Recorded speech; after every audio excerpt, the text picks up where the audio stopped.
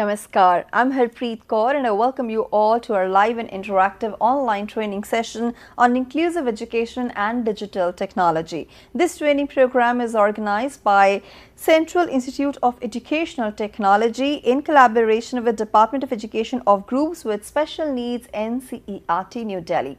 Today we are in day 1 of the training session where the topic that we are taking up is inclusive education, concept, need and scope. You are watching us live on PME Vidya channels 6 to 12 and also on our YouTube handle NCERT Official.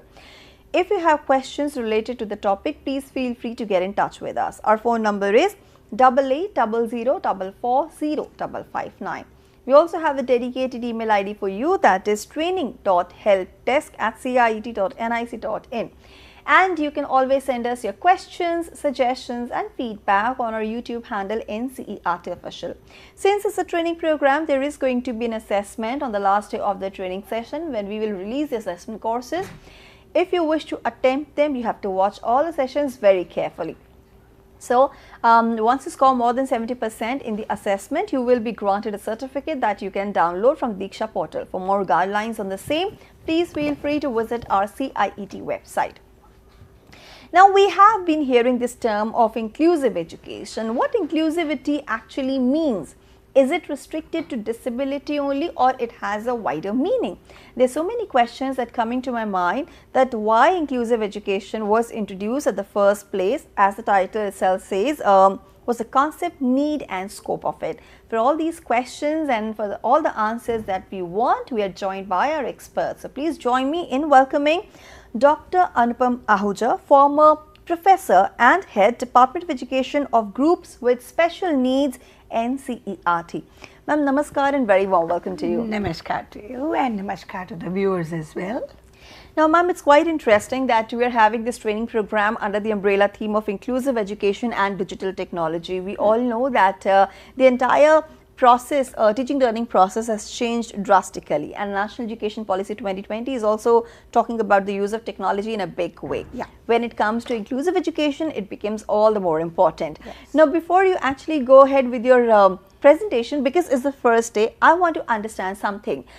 When we hear the word inclusion, we generally think that it's about the disability. So, is it the meaning is limited to disability or it has a wider scope to it? That's an excellent question to start this whole week, because I think it's very important right at the outset that we are clear what does inclusion really mean and who does it cover. You asked me about disability. Yes, the world over, we began with looking at inclusion only for children who had some form of disability. And this thought process was reinforced.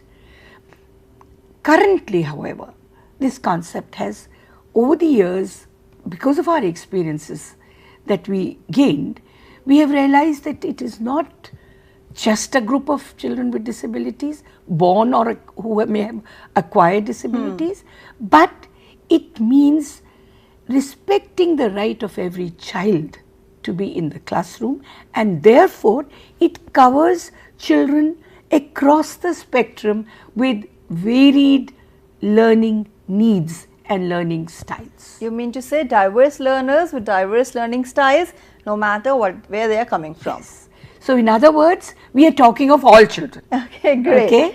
Yeah. And that's what we mean by inclusivity. Lovely. So, I've heard the meaning, understood it also very nicely. Now, ma'am, before you go in detail about the presentation, I request you to kindly share with us all the main points that you'll be covering in the session today. Yeah. I am going to talk about the concept further because I think every teacher knows it. Whoever is the audience, they know what we are talking about, but let's look at it a little more closely.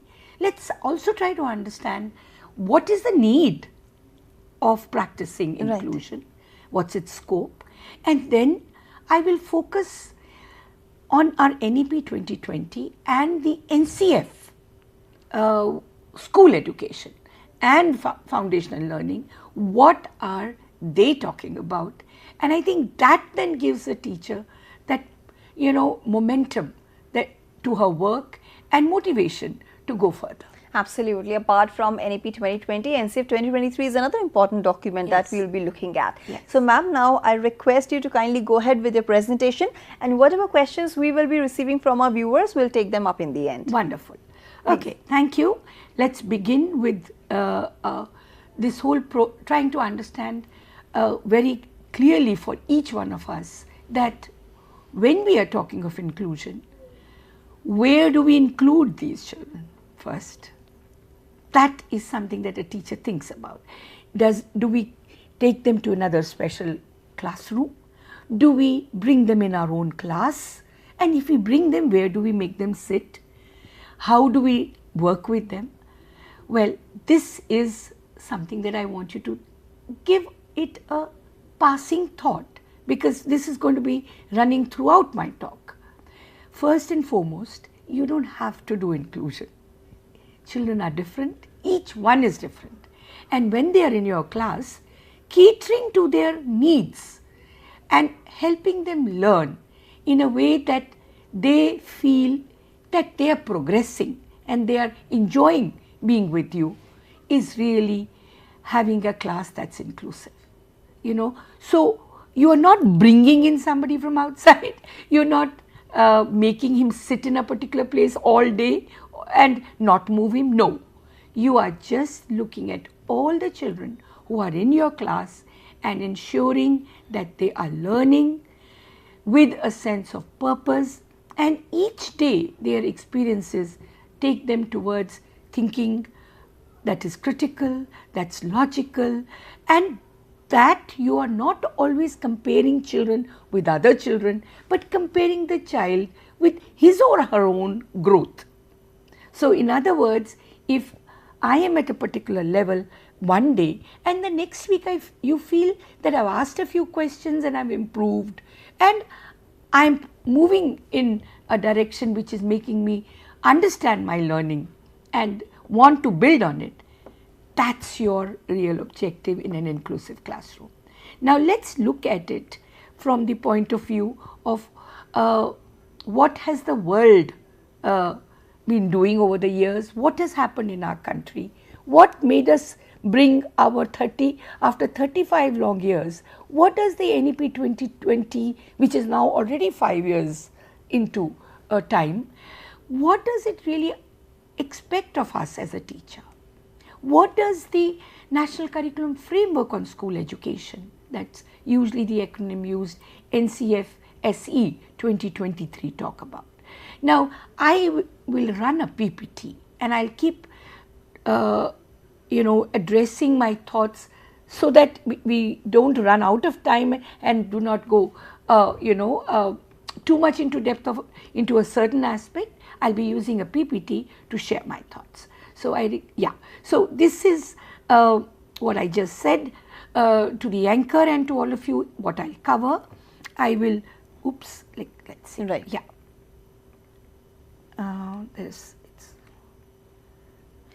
Yes, so we are going to cover these main things here, and of course it's important that you talk about in detail, and understanding diversity, inclusion and equity is the first page. Yes, and I want you to do this.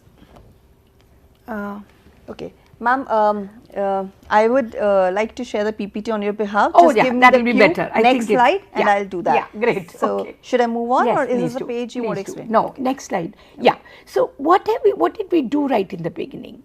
All in our country and in many countries around the globe, what we really did was initially, we said, here is a child who's different, may have a disability, may have another need. Let's take him to a teacher who is trained only to teach them, and let's take him away from the mainstream and put him in a, for example, special school. Let him learn with other learners who also have similar needs, and let him grow in that school according to what is the most suitable teaching method for him and with the learning material that is most needed. So, we actually sifted out children and we said we now have a so-called normal school, and here is a school which is meant for the children who are different, let them go and attend that school, and as I said, with the teacher who knows how to teach them. Now, this is very briefly, teachers, what is special education and your school. Logically, you will think that this is really the right way, because I have not really been rigorously trained how to teach a child with hearing impairment, for example. So, if there is a teacher who knows how to sign and knows how to teach, and there are other children like him or her also who are not good, do not have good hearing, let them all study together. Now, this was something we did. Hold on to this. I'll also tell you how we proceeded in the past decades with working with children who had certain disabilities. The next slide will tell you that we also have the world over tried to ask a resource teacher who again knows how to teach these children to join a regular school and teach a child in a resource room, and this child comes to the regular school, a classroom, only for some social activities or is there for during the lunch breaks, so only for short periods of time. This was also something that is still in practice and has been practiced the world over. Note, friends and teachers, the system of the class of the school remains the same. The child must adapt, or we sometimes declare that since he is not adapting, he is failing. Okay. Now, let me take you to the next slide, which will clarify what we are talking about now. We are saying that we are not going to point a finger at the child and say something is wrong with him or her or of a different gender. Okay? We are saying that we have to accommodate in our regular classrooms the needs of all children, and we are accepting that children are different. We are also believing strongly that all children can learn. In other words, I need to know how to teach the child, because if I don't know how to teach, it is my problem, not the child's problem. So, it is not pointing a finger at the child that you are different, but there are three fingers that point back at me and they say, I need to adapt my curriculum, I need to change my pedagogy, I need to have a classroom setting which is conducive to accommodate the different needs of all my children. So, this is what pictorial, if I was to depict it pictorially, this is how I would try to make you look at inclusive education. Remember, this move has been made because very often we have found that when children join the special schools, they stay there for a lifetime. The door back to the main school is often closed. So, when you stay in a special school, say for 12 years, and then suddenly you come to the society, the neighborhood, the community, the children on the streets, the people on the street don't know your needs, don't know who you are, don't know how you study, and you don't know them. So, this sort of divide that the special school inadvertently brings in is not conducive to building inclusive societies. And when you are trying to bring a resource teacher to help these children learn, sometimes when the resource teacher doesn't come, what do we see as researchers? We see that the children are nobody's children, because it is the prime responsibility only of the special educator to look after the needs of these children. So, therefore, friends, because of this that I just talked about, very briefly telling you, we have moved from special schools, integrated schools to inclusive education, where we say that all children in a neighborhood, attend a class, attend a school and study under one roof. It is basically to promote inclusive societies and helping children empathize and know each other's needs. And that is the way forward, not only in our country and not only according to our policy, but the world over. So this, I hope, has made you look further closely at the concept of inclusive education and also understand a little bit about the why of it. Let's go on further to the next slide. See, this also explains very pictorially and in a very interesting manner that we need to look at our system and change it to fit the needs of all children and not, as I said earlier, pointing a finger and looking at only the child who may be the cause of his or her not progressing in school. Now we have children who have special needs because of disability, which Hardeep talked about right in the beginning. We also have children who are born in families who may not be declared as, or who may come under the category of poor households. Now you may have children who are from tribal blocks. You may have children who are first generation learners.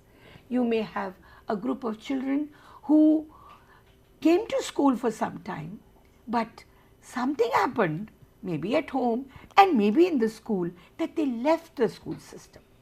We want to bring them back.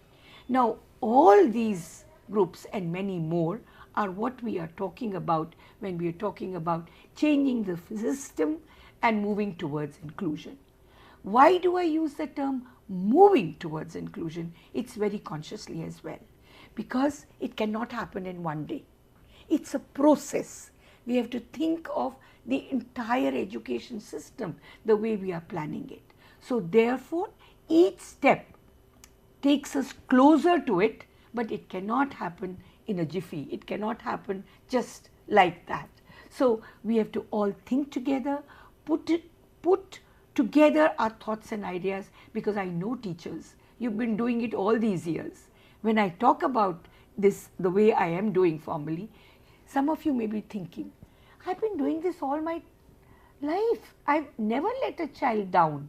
Ma'am, we've always catered to the needs of children. That's it. That's exactly what we are trying to tell you, that the policy says you take your efforts a little further down. Let's complete this slide. Let's move, see, this is what we are wanting you to see, and all the different colors and all the children. Remember, I also showed you some in the special school, and they have also moved up. In other words, children even now can attend special schools. We are not saying stop special schools, but we are saying do not think of children only special schools and normal schools.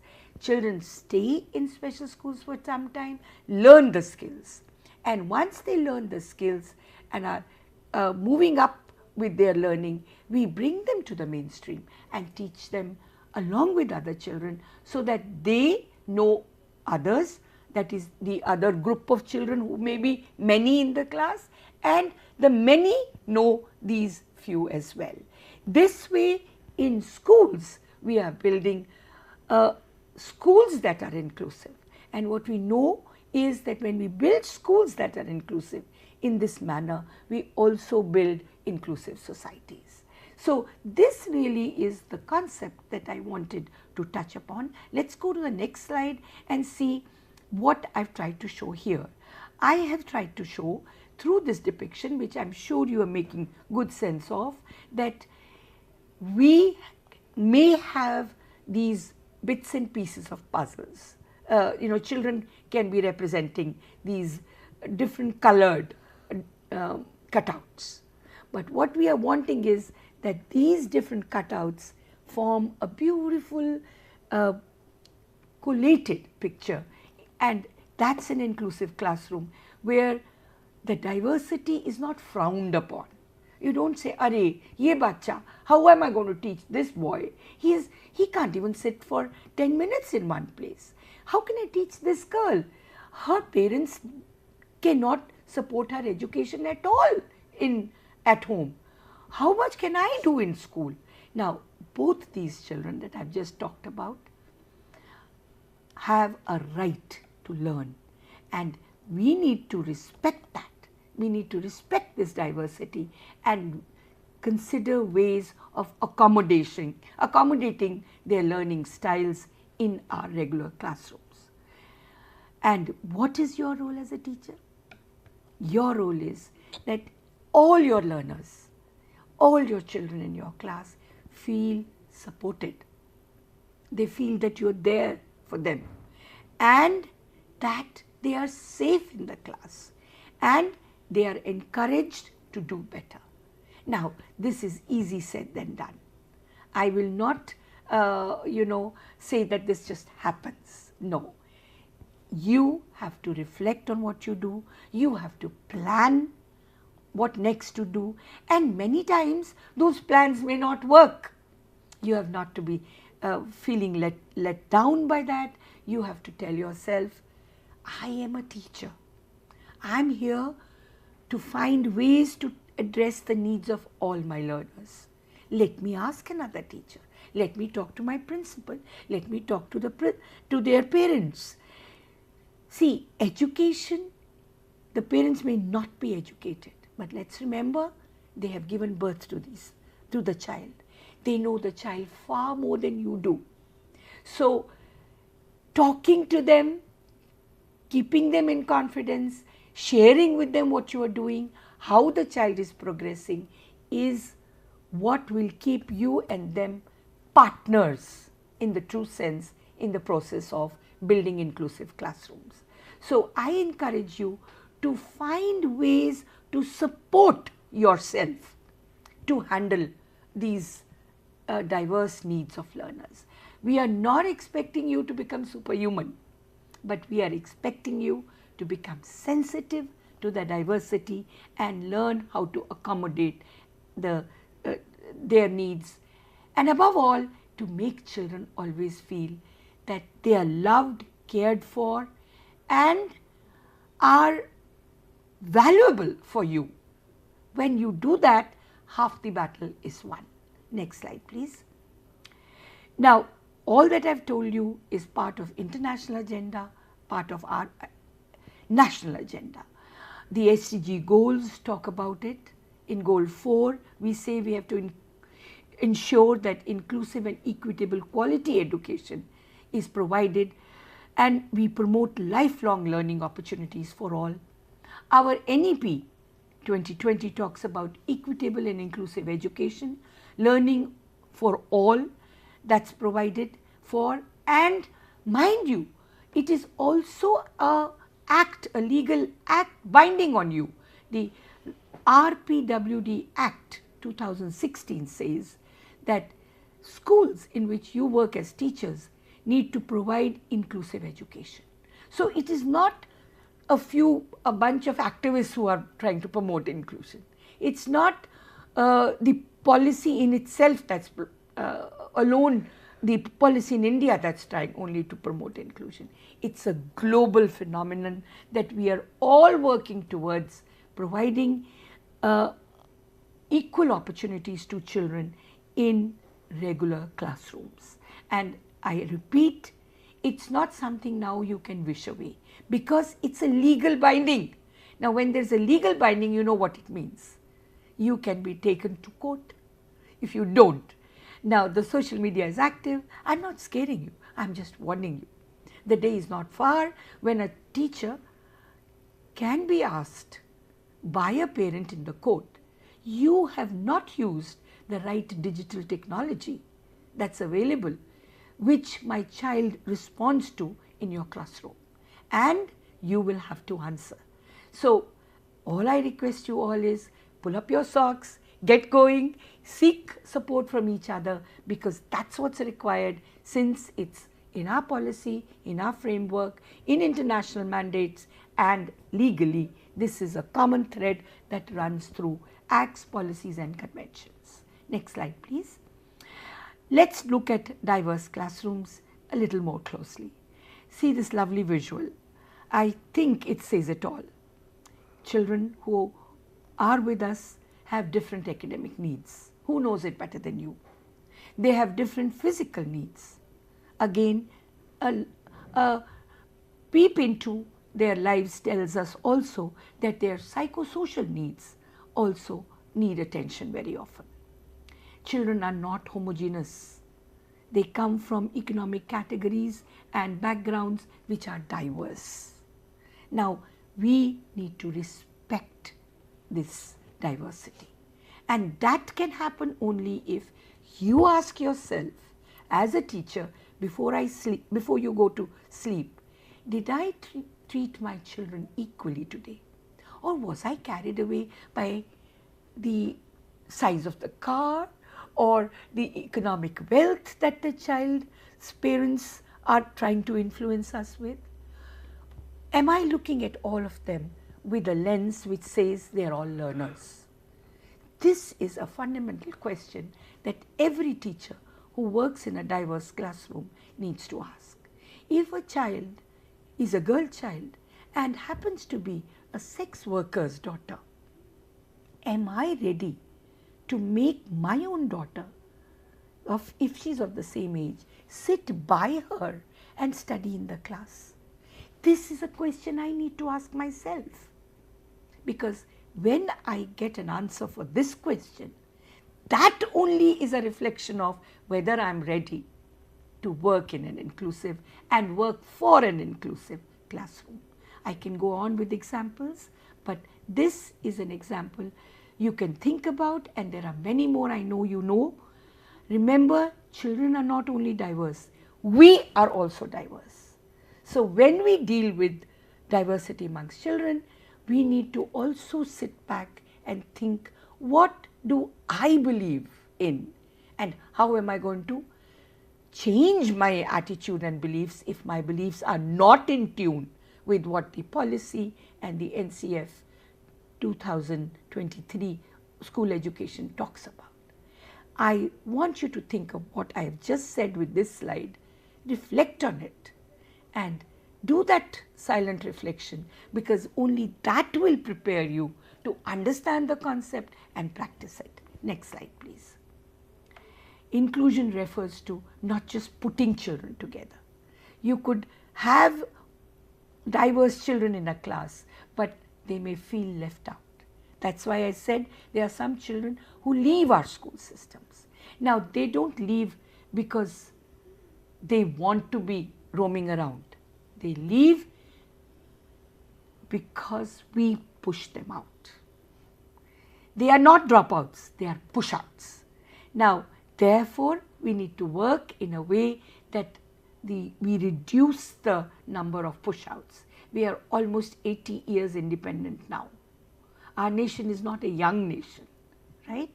All these years we have worked in education very hard and achieved big milestones.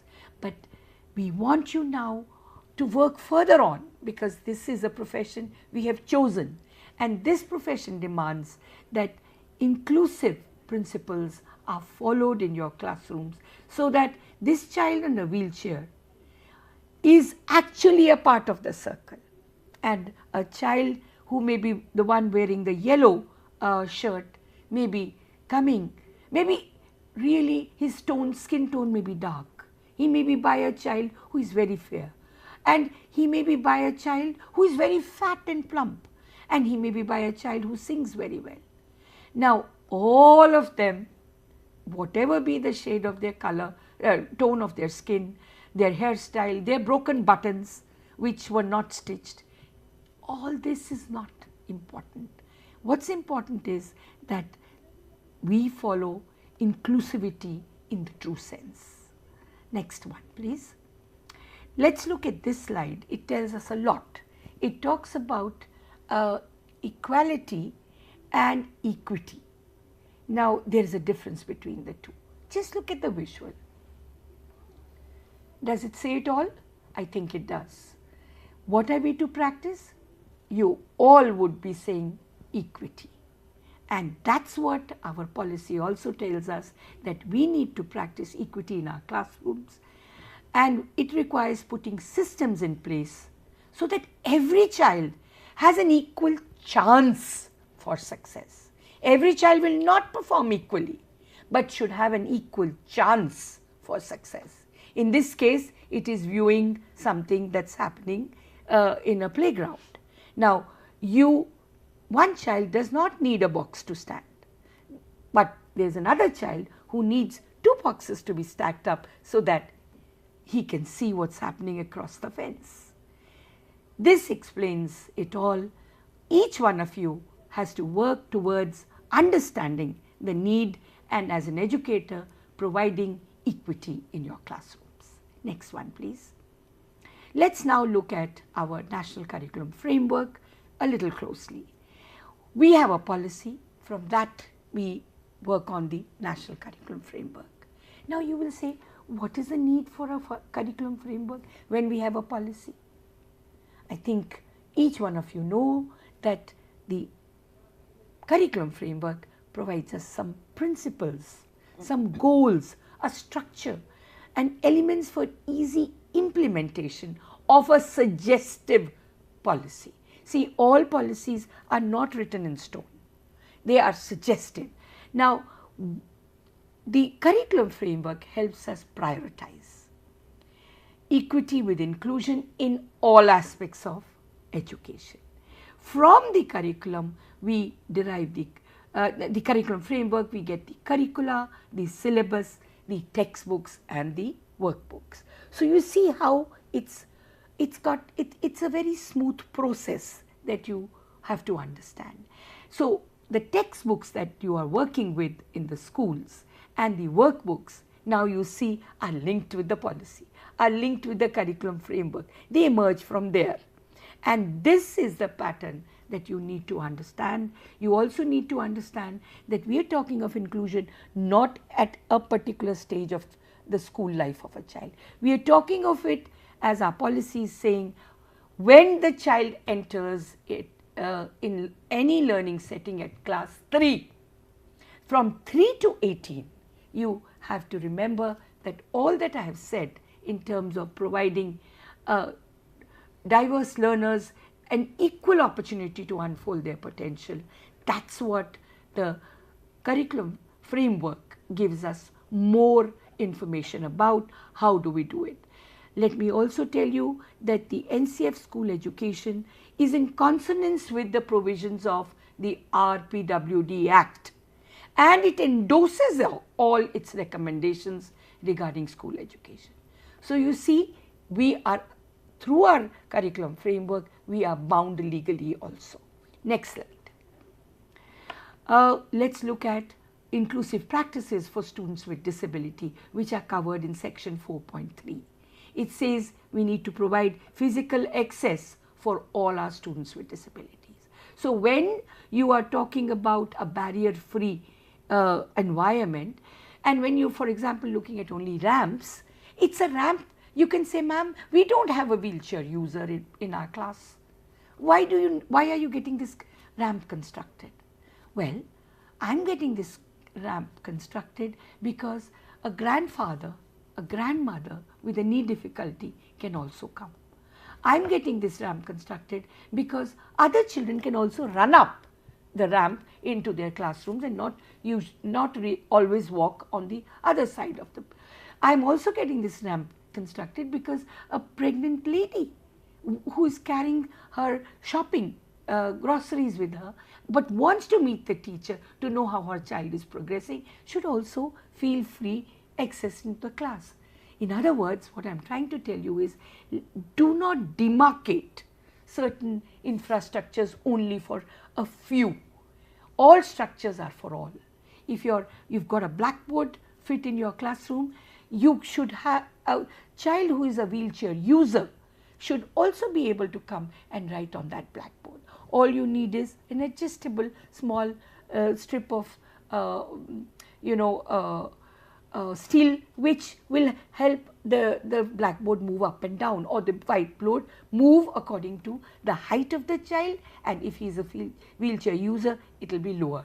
Similarly, your taps, they have to be in tune with there could be a real tall boy, and in the same age group there could be a child who is not as tall. So how do you make your infrastructure friendly for all? How do you make changes in your teaching content so that you are referring to the different levels of difficulty that children may be facing? How do you create content for in your textbooks and your worksheets which are accessible to all?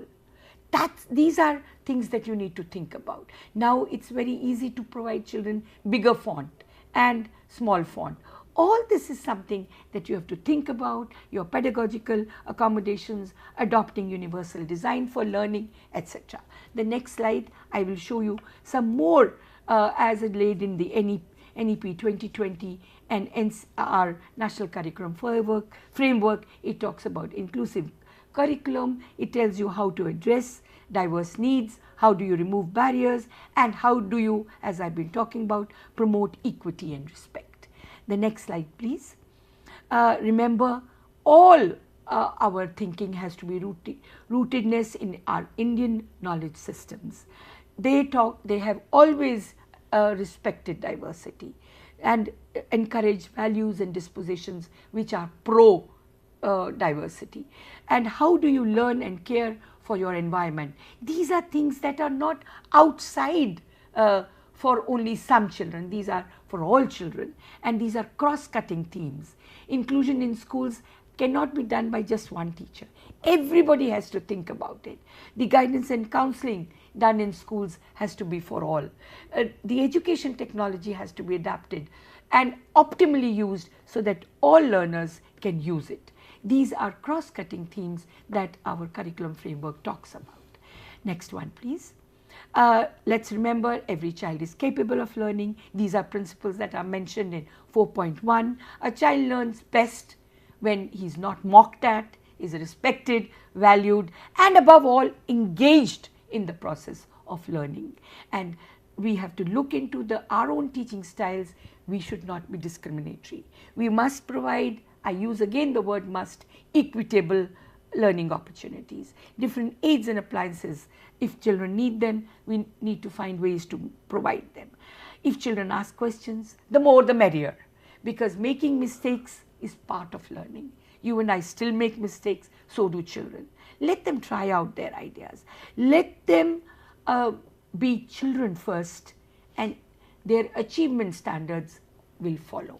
If we respect them as children, we as teachers are moving towards our goal. Let's remember, there are children who come from migrant parents. They are there for 3 months, they may be gone for 2 months, they may rejoin. It's not the child's fault, and neither is it the parents. But it's for us to accommodate their needs, whether they are absent for long periods. How do we do it? We have to address it.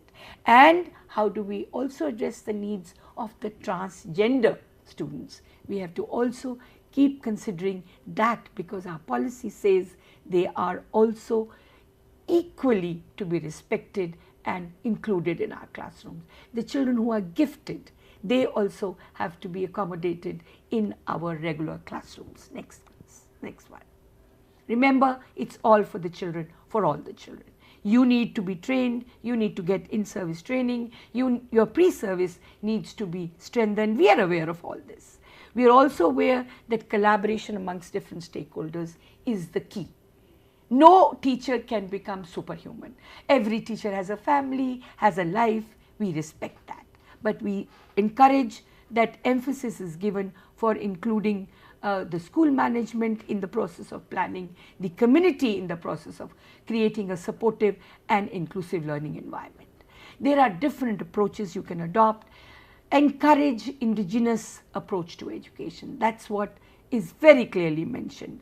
Mother tongue and medium of instruction, you have to respect that. You have to also, as I said, integrate Indian knowledge systems, use local materials, arts, craft, and in your curriculum. A holistic, experiential, and context-based learning is what we are talking about. Let's promote our oral traditions. Let's encourage folk knowledge, and traditional ecological practices need to be brought into the classroom. The next slide will tell you more about it. We also promote, as I said, the mother tongue, the local language, the focus on equity and providing access to all. That's something we've been working for many decades now. It's almost there, but working on inclusive curriculum and community participation is something you have to constantly evaluate and monitor. Next slide, please.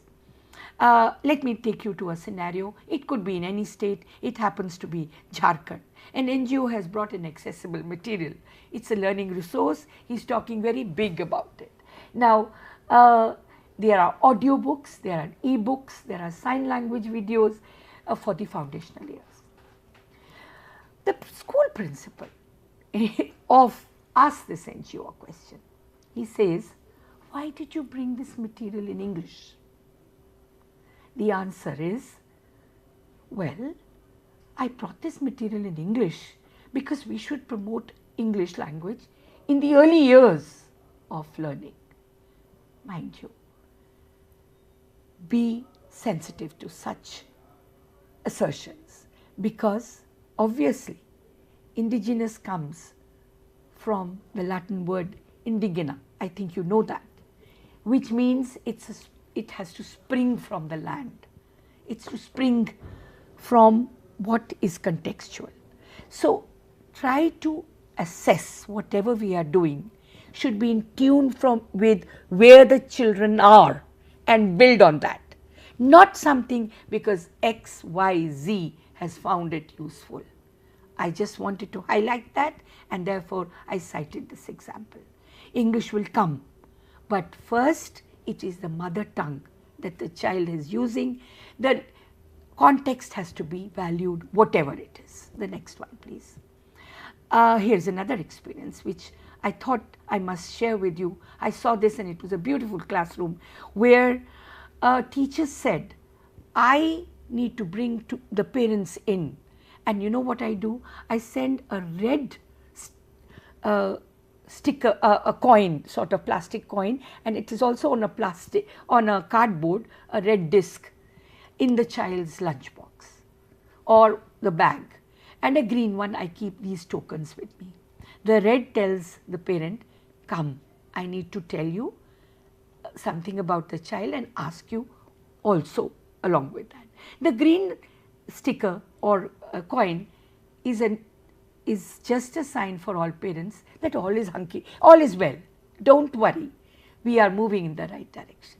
This is a method a teacher has adopted for parents who did not get an opportunity to go to school and learn. They are not well read, they are not educated. Mind you, I didn't call them illiterate. They just did not get an opportunity to learn the way other parents do. But here is a teacher who has found this novel way of ensuring that the partnership is strengthened every day. Find your own ways. Here is another scenario that I saw very recently. A carpenter is brought into the class. He is telling children how to calculate area, how to make a chair out of the wood that we have, and he is explaining simple concepts. That's how we can make a maths lesson really meaningful and respect different professions and communities. Think of ways you can do this. I only leave some ideas with you. My own intention is that in this 40 minutes that you have spent with me, I make you reflect on what you are doing and do it better. There are no easy answers and no recipes for practicing inclusion. A good teacher is an inclusive teacher. A sensitive teacher is an inclusive classroom promoter. So learn to love your children more than you do already, care for their needs, work with them in a way that they want to come to your class and do not want to go away. Next slide, please. Remember some simple statements like asking children to fill up the sentences. When do they learn slowly? When do they learn quickly? What is for them learning from textbooks? If they write, learning from textbooks is boring, put aside the textbooks for a few weeks. Try to teach them the same content in different ways. Bring the textbook in gradually. All I'm saying is ask children to give you verbal responses to some of such open-ended statements. You will know your learner better, and you will learn how to change your pedagogy in your classroom towards inclusion. It's no rocket science. It's what you do. You have to just do it for all. Next slide, please. There is this excellent series of storybooks which my colleagues in the next few days, in the next sessions, will tell you more about. We worked hard on making them accessible. It's available on NCERT website. Look into them. The next one, please. I'll leave you with some more thoughts. You can use what we have used in this Barkha series for all in games as well. Let's remember that UDL based games help all children learn together. Look through this material, you will understand it better. A game of Ludo can be made for all as well. Challenge yourself, you will find answers. We have explored many answers for you, but as I said, we don't have a magic wand that we can give you and which will make you practice inclusion. You have to reflect on what you do and think about these things that we have told you. The next slide, please. Again, more about how you can do it. Next one. This again tells you the importance of helping children be together and learn together and play together in environments that are moving towards inclusion. Next one, please. Let's remember the way forward is curriculum localized, respecting tribal communities and seeking their involvement, finding different ways of assessing children, and remember what you are doing. If you are doing it which stands out as something that others need to know, learn to document it, because things move from one classroom to another. If you just even write a small para about the way you made your classroom more inclusive today, there could be many ways you could do it, but remember to talk about them, share them with the excitement that you have within you, because a teacher by you may not be having that level of excitement. We need to build collectively school systems which are inclusive. It cannot happen, I repeat, in a short period of time. We have to work towards it consciously and with a sense of purpose and diligence. Next slide, please. Let's remember that my last thought for the day is that inclusive education can make learning meaningful, and true inclusion requires systemic change and local empowerment. You have to learn to feel empowered to try out different things, and inclusive education is a celebration of diversity, inclusivity, which Hardeep asked right in the beginning, and cultural respect. Thank you for your attention. We look forward to your questions.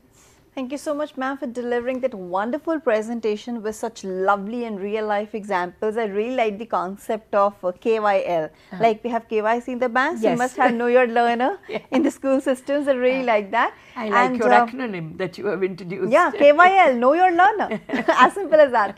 And ma'am, we have received a few questions. There are two very important questions that I would like to ask you, yes, from our YouTube handle. So there is one viewer who has asked this very important question.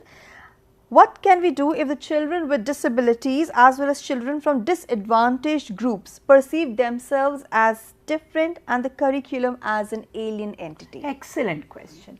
Children will feel different whether they have disability or they come from diverse backgrounds. Because of us, we have made them understand that, look, you cannot see and you're the only one in the class who cannot see, right? And the others can see. Now, when a child has heard this right from childhood, has heard that poor you, your one sense is not there, you know, and you talk only about that sense that's not there, but you don't talk about all that he has. Yeah. Yeah. So that's where I feel that question is excellent. You have to build that confidence in the child in a slow and gradual manner. Right. You have to make other learners realize that this learner has qualities. Absolutely. So this is a thing that you will build bit by bit and it does happen if you try hard enough. Again, KYL.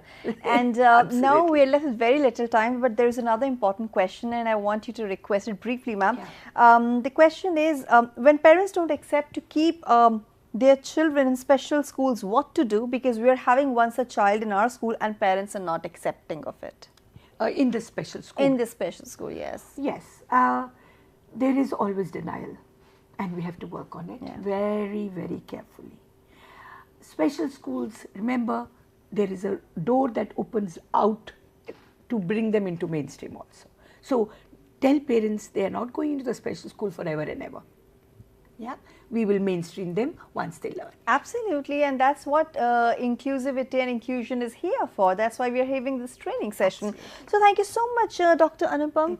Thank you so much for your wonderful time. I felt like listening to you, and you were an excellent teacher out there and making us learn about all these concepts. Thank you so much once again. Thank you for anchoring, and thank you all for your attention. Hope you enjoyed it, and we'll move towards inclusion. Absolutely. It was one delightful journey, and there's a lot more waiting to come your way in the days to follow. So that was our day 1 session where we talked about inclusive education, concept, need and scope under the umbrella theme of inclusive education and digital technology. With this, it's a wrap. And before I leave, let me give you quick information about the textbooks of grade 4 and 7, which are available on Amazon, Flipkart and NCERT website, and simultaneously take a quick look at the schedule what's all coming ahead. So in a short while from now, you can watch a session Sahyog where we will be talking about the impact of artificial intelligence on adolescents. So we request you to kindly participate in the session with your questions and feedback. And this is me, Harpreet Kaur, now taking leave of you, but you stay tuned for more only on our various handles. Namaskar.